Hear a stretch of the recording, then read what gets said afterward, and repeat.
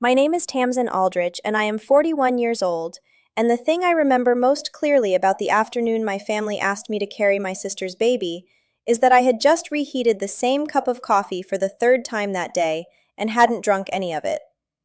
There was a surrogacy agreement sitting on the kitchen table in front of me, 67 pages, tabbed and highlighted, and my mother was looking at me the way she looked at things that were inconvenient, like a broken lawn chair or a bill that came at a bad time. And my sister Brenna, who had called me useless in front of 11 people not 8 weeks before that day, was folding and unfolding a paper napkin in her lap and not meeting my eyes.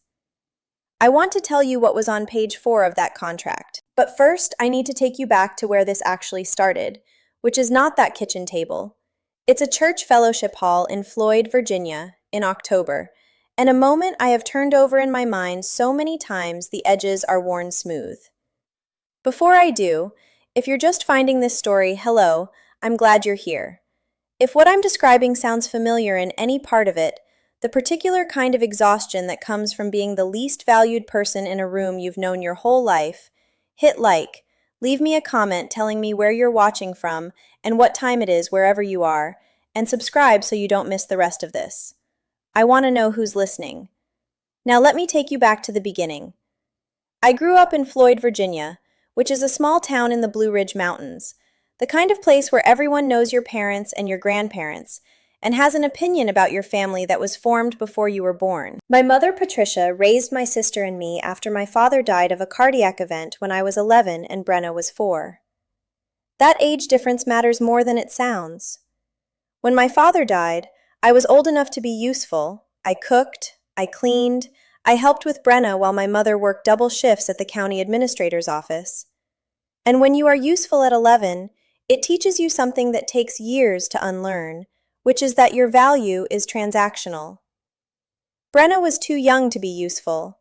She just needed things, and so she was loved differently, in a way I couldn't name for a long time, but that I felt in the bones the way you feel weather changing.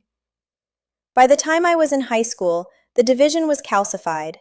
I was reliable, Brenna was precious.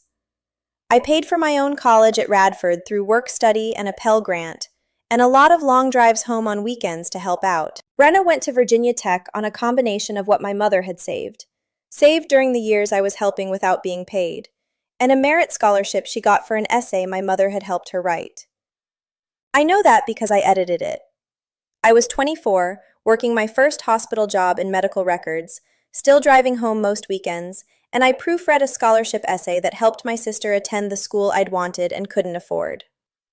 I filed it away. You learn to file things. I found an apartment in Salem, then a better one, then eventually a small house with a yard that I bought when I was 36. I know because the closing fell on my birthday. My mother's comment when I told her was, "Oh, that's good. Now you won't be alone." And I think she meant it kindly. The first Thanksgiving I hosted in my own house, Brenna arrived carrying an enormous cast-iron Dutch oven full of sweet potato casserole from her car up my front porch steps by herself.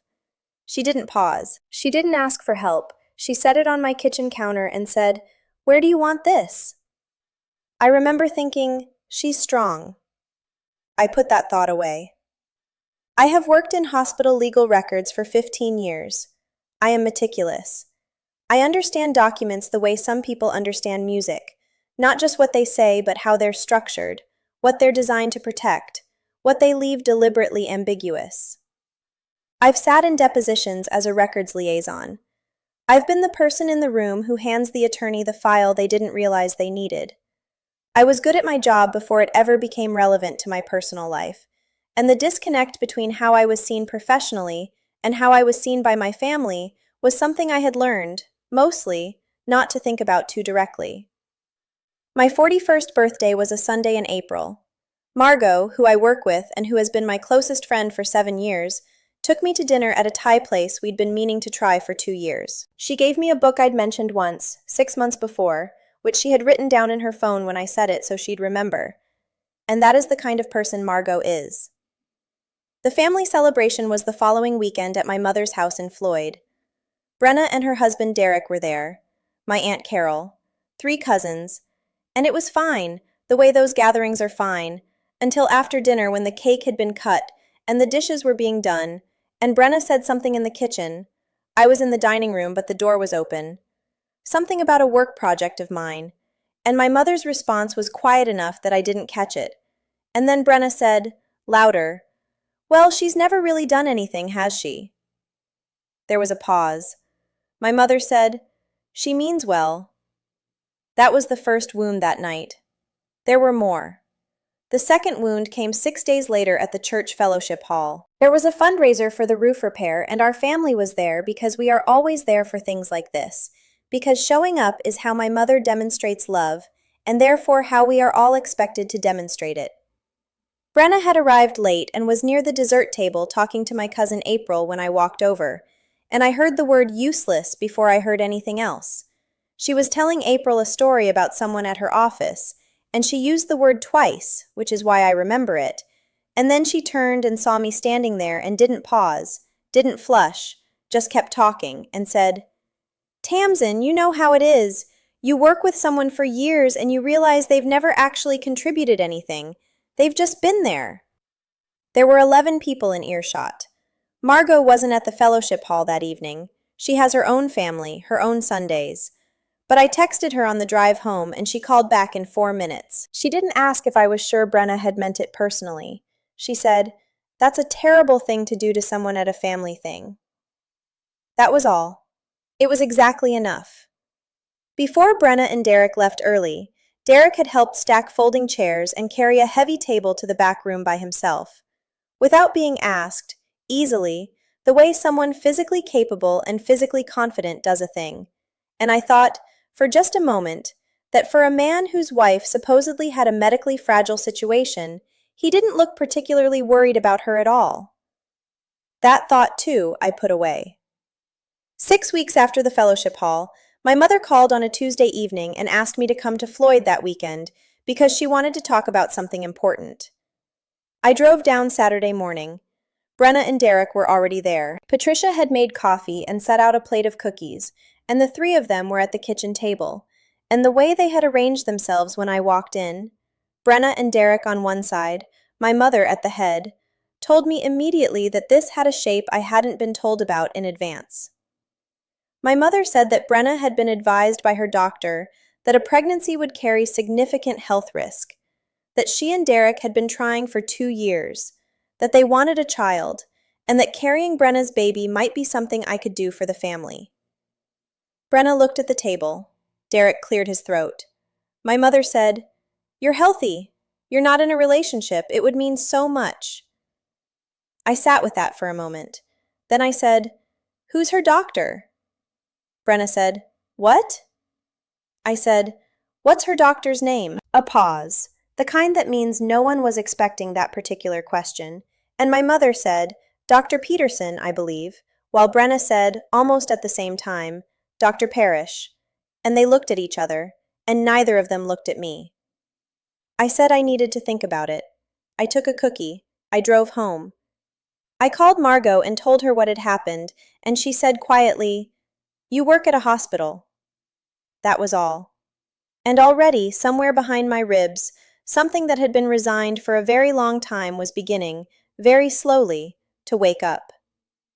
What I found in the record system that Monday morning was not what I expected to find. It was bigger and quieter than I expected, the kind of quiet that sits in a file for 3 weeks while you decide what to do with it, while you read 67 pages you printed from the state surrogacy template website, while you get to page 4 and understand that the most dangerous truth in any room doesn't have to be spoken out loud to end something completely. The silence after I left Floyd that Saturday was not peaceful. It was the particular kind of full that happens when people are waiting to see what you do. By Wednesday of the following week, my cousin April had texted to say she'd heard I was being difficult about something involving Brenna, which told me the framing was already in place, already traveling through the family's informal network the way these things do, arriving pre-shaped before I'd said a single word publicly. My Aunt Carol called my mother instead of me, which I know because my mother mentioned it during a check-in call as a fact rather than an accusation. "Carol's worried. She thinks you might be making this about old things," which was a specific way of saying that my feelings about the fellowship hall had already been entered into evidence against me. The word difficult appeared again when my cousin Marcus sent a message saying he hoped things were okay, that he'd heard there was some stuff going on with you and B, which was neither a question nor an offer of support. It was reconnaissance. Brenna herself did not contact me. That silence was its own communication. Derek texted once, a brief message saying they were open to talking through things whenever I was ready, which I read twice, locating what it was actually saying beneath the surface, which was, "We expect this to resolve in our favor." I didn't respond. I went to work. I sat with the information I had found, backed up in 2 places on my personal laptop, printed once and locked in the small fireproof safe under my bathroom sink, where I keep my passport and my mortgage papers. I had returned to the records query twice, not because I doubted what I'd found, but because I am meticulous, and I needed to be sure. One evening I drove to Margot's house and sat at her kitchen table and showed her what I had, and she read it without saying anything, and then she poured us both a glass of wine she didn't have to get up for because she'd already set it out. And she said, "You know you don't have to do anything with this." I said I knew. But I had also already been to page 4 in my head so many times the corners were folded. There was a Tuesday afternoon about 2 weeks in when I was driving back from a records liaison meeting and a song came on the radio.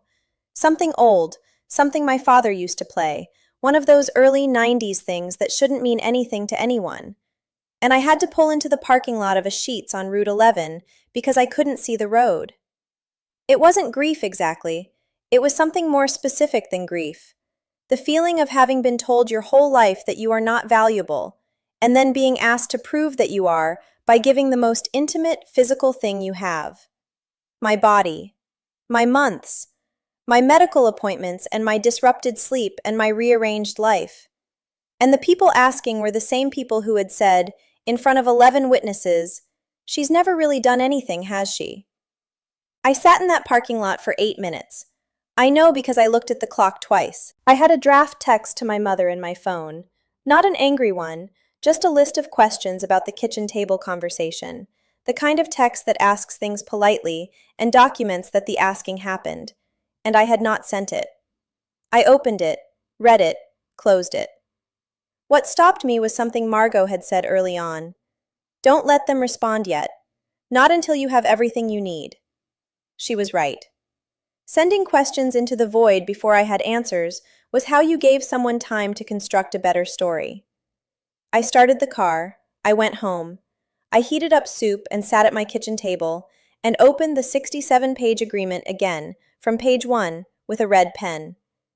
The thing about Easter the year before, and I know this is a small detail, but small details are what I do, was that Brenna had helped my mother rearrange her front hallway while I was there.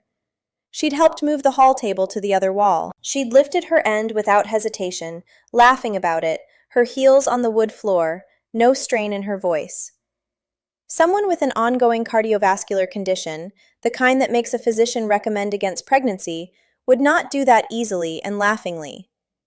I had thought nothing of it at the time. I was thinking about it now. I filed it where I was filing everything else. Margot had a friend who had been an intended parent in a surrogacy arrangement 2 years before, and she asked her, without using my name, if she still had any documentation from the agency she'd worked with. 3 days later, a PDF arrived. The intake questionnaire and medical requirements form from a licensed surrogacy agency based in Richmond. I printed it. Page 2 of the medical requirements listed what intended parents must provide if using a gestational carrier. A signed letter from the treating physician confirming the medical necessity of surrogacy, including the physician's DEA number, the specific diagnosis, and the date of the most recent related consultation. I read that section twice. I am a legal records coordinator for a regional medical system. I understand what medical documentation looks like, what it can and cannot say, what the absence of specific language inside a record means legally and practically, and what it means when a mother and her daughter cannot, in the same breath, agree on the name of the doctor supposedly managing a condition serious enough to redirect the trajectory of someone else's entire body. I won't tell you exactly what I found, or precisely where I found it, because some things I am keeping for myself. What I will tell you is that I added one page to the surrogacy agreement I was building, and I placed it between pages 3 and 5 and labeled it page 4, and I formatted it in the same clean professional font as the rest of the document, and I printed the whole thing bound and tabbed, the way serious documents are printed, the way documents look when the person who prepared them has been thinking about this for longer and more carefully than you have. I put the bound copy in my work bag on a Thursday evening, and I texted my mother, "I've been thinking about everything. Would it be all right to come Sunday?" She said, "Of course, sweetheart." I said Sunday would be fine. I came home from work the Friday before that Sunday and found a cardboard mailer on my porch. My name and handwriting I recognized immediately as my Aunt Carol's, which was unexpected because Carol and I are not close, and she does not send me things. Inside was a letter, short, handwritten on blue notepaper, and underneath the letter was a photograph. The photograph was of my father and me. I was 6 or 7, sitting on the tailgate of his pickup truck in the parking area behind my grandmother's old house, and I was showing him something on a piece of paper, something I can't quite make out, and he was leaning over to look at it with his full attention, completely unhurried, like whatever I was showing him was the most important thing in that moment. Carol wrote that she'd found it going through storage boxes after my grandmother's house sold, and thought I might want it. At the bottom, in a small postscript, she wrote, "Your father always said you were the one who'd figure things out. I think of that sometimes." I read it 3 times standing at my kitchen counter.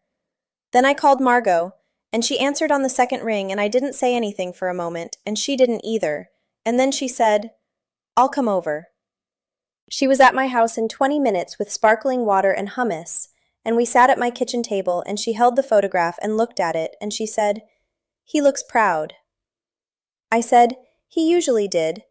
She set the photograph face up between us, and we didn't talk about Sunday, we just sat there, which was exactly right. I left for Floyd before 8 the next morning. I don't mean I arrived early, I mean I had already decided, on the drive, that whatever happened inside that kitchen was the last time I would sit at that table as a person waiting for permission to be recognized. I was going to drive there, and I was going to place a 67-page document on the surface of that table, and I was going to let page 4 do what I had spent 3 weeks preparing it to do.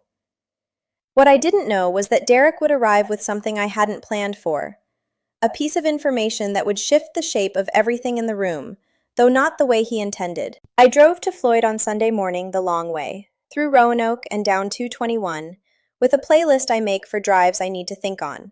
Not sad music, not pump-up music, just things with long instrumental passages that give my brain room.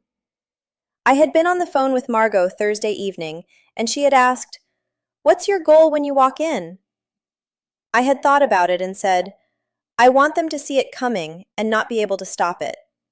She said, "And if they get upset?" I said, "Then I'll be polite and leave."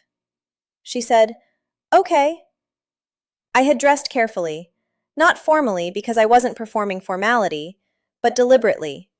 The dark navy sweater I reach for when I need to feel contained, gray wool slacks, my good ankle boots with the low heel.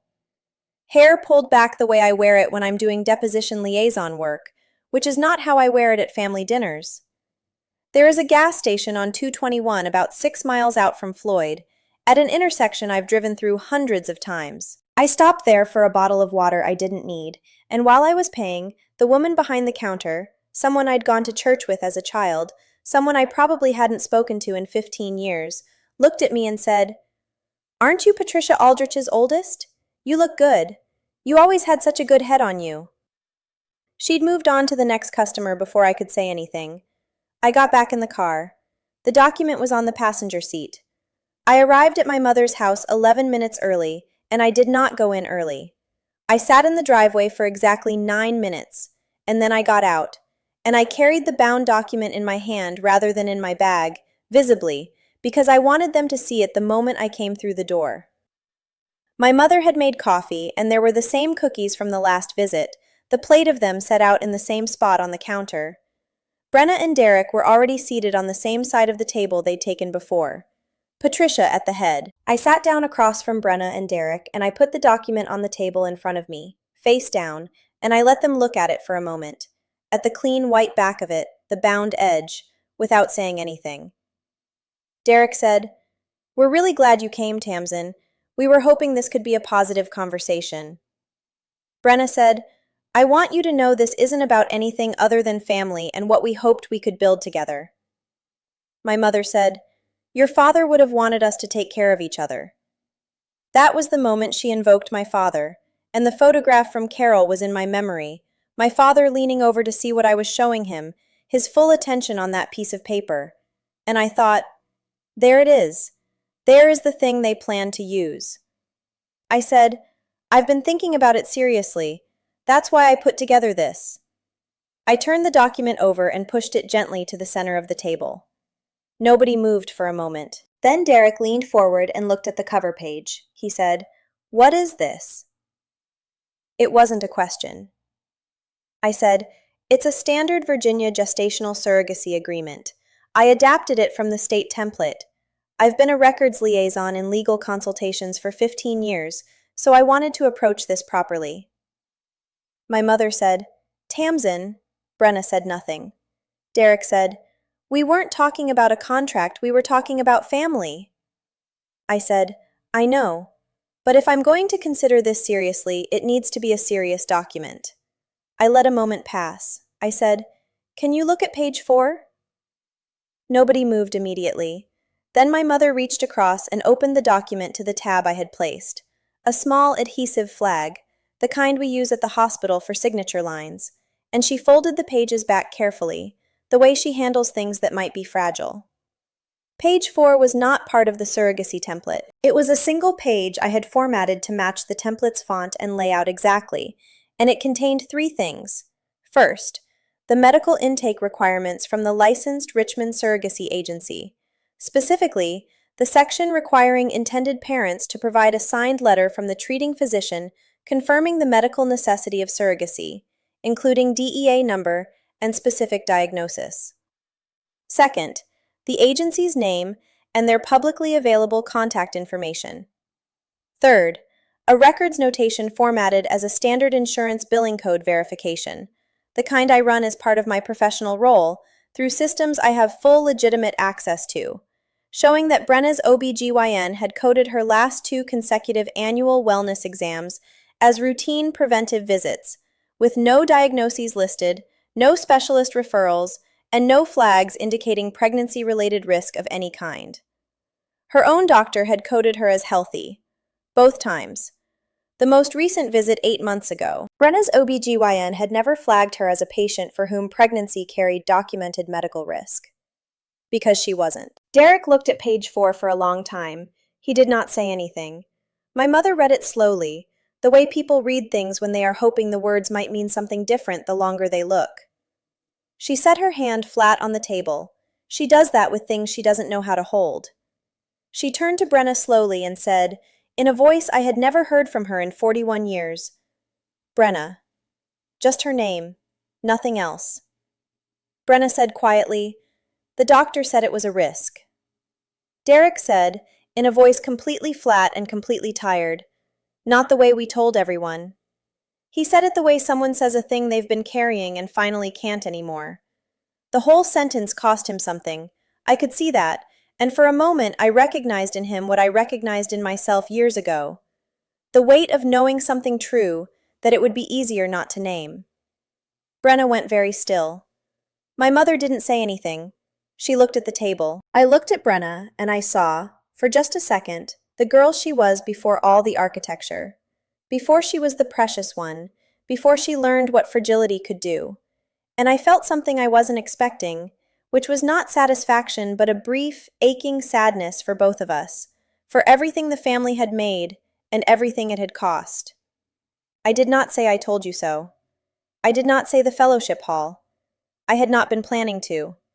I said, "I also want you to know the compensation on page 3 is based on the standard agency rate for Virginia. $73,500. That's what this costs, if it's a formal arrangement. I thought you should have that number." Nobody said anything about the compensation. I knew they wouldn't.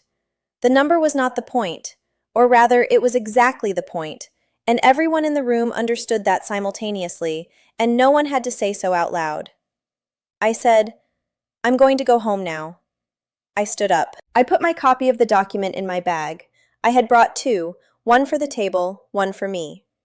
I got my coat from the hook by the door where I always hang it when I come to Floyd. I said, "I love you, Mom." I walked out. I sat in my car for a few minutes before I started it. Not because I was overwhelmed. I wasn't, not the way I would have predicted, but because I was trying to locate the feeling that was actually present, which was not triumph and not relief, and was something quieter than either. It was the particular sensation of a load you have been carrying so long you stopped noticing it being set down somewhere in a room behind you, in a house you are no longer inside. I thought about Brenna, not with anger, but with the specific sadness you feel when you understand someone's architecture well enough to see the foundation. She had been told her whole life she was precious and had never been asked to demonstrate it. That wasn't her fault, and it also was not my responsibility. I thought about Derek, flat voice, the sentence that cost him. I thought about my mother's hand flat on the table. I hoped she had someone to talk to. I started the car. April was going gold in the Blue Ridge, and the air through the cracked window was cold and clean, and I drove home. Margot's name appeared on my phone screen 11 minutes after I got through my front door. I hadn't texted her. She had simply known, the way she knows things, and I was already reaching for the phone before it had finished ringing once. What happened to Brenna and Derek after that Sunday is something I learned in pieces over the following months. Not from them, not from my mother directly, but the way family information travels, obliquely, in the margins of other conversations, in things people say and then seem to remember they're saying to me. My cousin April, who had once sent me the word difficult on behalf of people who didn't have the nerve to say it themselves, called me about 6 weeks later for an entirely separate reason, something about the summer reunion logistics, and at the end of the call mentioned she'd heard Brenna and Derek were looking into a private surrogacy agency in Richmond. The real kind, April said, which was her way of saying the kind that involves a formal contract and proper compensation and a person who has no pre-existing obligation to say yes. I said, "I hope it works out for them." And I meant that. I genuinely hope they become parents if that's what they want. I hope whoever carries that baby has a lawyer reading every page of her agreement and is compensated fairly and treated like a person whose contribution matters. Not like a family member whose yes can be assumed. What I felt when April told me was not vindication, not the cinematic kind anyway. I'd felt whatever that was going to feel like in a parked car in Floyd in April. What I felt was something quieter, the satisfaction of having named a thing that had no name before. The cost had been accurately stated. Finally. My Aunt Carol called me that spring, a real call, longer than either of us had planned. She said she'd heard a little of what had happened, she didn't specify from whom, and she wanted me to know that she thought I'd conducted myself with class, which from Carol is not a compliment she deploys casually. It's a word she reserves for people who hold the line without making a scene, and I understood what she was saying, and I thanked her for it. She asked about my work. She asked about the house. She asked whether the tulips I'd planted along the front walk had come up yet. They had. Red, which I hadn't intended. I'd ordered a mixed variety packet, and red is simply what came, and they were very good. My mother and I were not in contact for about 5 weeks after that Sunday. Not the longest we'd gone, and different this time because I was not managing the silence, not waiting for permission to speak. I was simply living my life in the space I'd always had, and had finally stopped asking to be acknowledged inside. She called eventually. We had a careful conversation that felt like two people navigating a new room in the dark, each one confirming the furniture before moving. She did not apologize the way I would have scripted it. She said, "I think I've let things be uneven for a long time." That was the most direct thing she had ever said to me about it. I told her I appreciated hearing that. I did. Brenna and I have not spoken since that Sunday. I have not sent her a message, and she has not sent me one, and the space between us is not charged with anger. at least not from my side. It is just honest, which is something we had never been before, and honesty requires a kind of courage she may not have found yet. I don't know if she ever will. I'm not waiting for it. I'm not organizing my life around it. My mother and I now talk on Tuesday evenings. It emerged without being announced. She called one Tuesday and I answered, and we talked for 40 minutes. And she called the next Tuesday, and it has simply been that way since. The calls are still a little careful. They are not yet deep. But there is something in them that was not there before, which is the absence of pretense. She doesn't mention Brenna as a way of asking me to be smaller, doesn't compare, doesn't manage me. She asks about my work, about the house, about the tulips. I asked her once how she was doing with things, and she said, "I'm working on it," and that was honest. And I could work with honest. Derek sent me a message in June. It was short. He said he was sorry for his part in how things had unfolded, and he said it directly, without softening it with context or conditions, which is the only kind of apology that is actually useful to the person receiving it. I thanked him. I told him I hoped things were going well for them. I don't know the details of how things are going. It is not my information anymore, and I find, and this took a little time but arrived on its own, that I am genuinely at ease with that. I wrote my mother a letter in July. I am not someone who writes letters. I am someone who keeps records, sends clear messages, documents things, but some things require paper, require that you choose every word and commit to it with a pen and cannot unsend it. I wrote about Floyd, and about the weekends I drove home, and about the scholarship essay, and about the fellowship hall. Not to catalog injuries, but to say, these things happened, and I have not been pretending they didn't, and I am no longer willing to carry them without putting them down somewhere visible. I wrote that I didn't need her to agree with my accounting of our history. I only needed to have said it, on paper, where it couldn't be misremembered. I wrote that I wanted to stay in her life, that I was choosing that, and that I needed the choosing to be seen. I sealed it on a Wednesday morning and mailed it from the post office on Church Street, and walked back to my car feeling lighter than I had in years. Not unburdened, because that's not how life actually works, but lighter, which is the more honest word for what it feels like when you stop carrying something alone. I texted Margot a photo of the post office as I was leaving. She texted back 3 words, "You did it." My mother called the following Saturday morning, earlier than usual. She didn't start with a pleasantry. She said, "I read your letter." She was quiet for a moment. Then she said, "I should have seen you more clearly." 8 words. I was standing at my kitchen window looking at the tulip bed, and I held the phone against my ear and I said, "I know you did your best." That was also true.